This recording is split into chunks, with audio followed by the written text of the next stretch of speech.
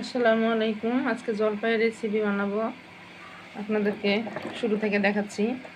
প্রথমে জলপাইটা কেটে নিয়েছি, এই যে একটু করে চিট করে কেটে নিয়েছি। সিদ্ধ করব।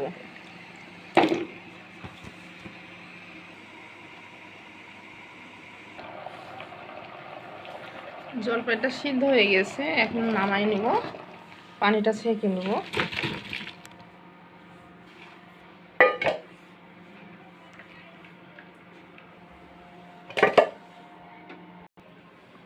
সিদ্ধটা অনেক সুন্দর হয়ে সিদ্ধ হয়ে গেছে। এখন মশলাগুলো ভেজে নিব।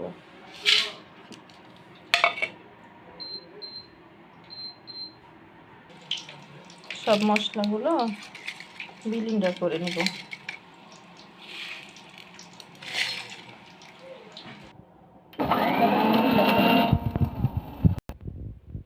রসুন, সরিষার তেল দিলাম।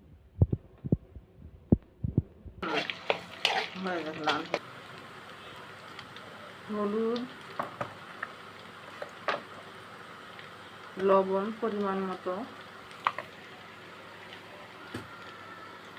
এখানে আছে চিনি এবং গুড়, যে কোনো একটা আপনারা ব্যবহার করতে পারবেন। আমি দুইটা দিলাম, গুড়ে একটু কালারটা সুন্দর হবে এই জন্যে।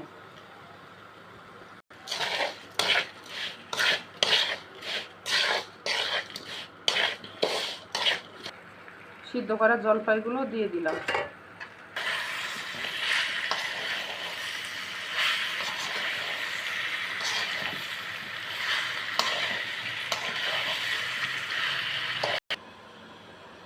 গুঁড়া করা মশলাটা এখন লাস্টে দিয়ে দিচ্ছি।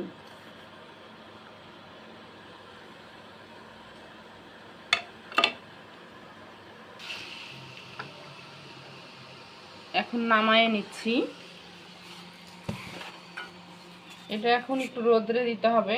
দেওয়ার পরে একটু সরিষার তেল দিয়ে বয়মে রাখা যায় বা ফ্রিজেও রাখা যায় নরমালে। এখন এটা একটু রোদ্রে দিতে হবে, দেওয়ার পরে বয়মে রাখতে হবে। শেষ হয়ে গেল রান্না করা আমাদের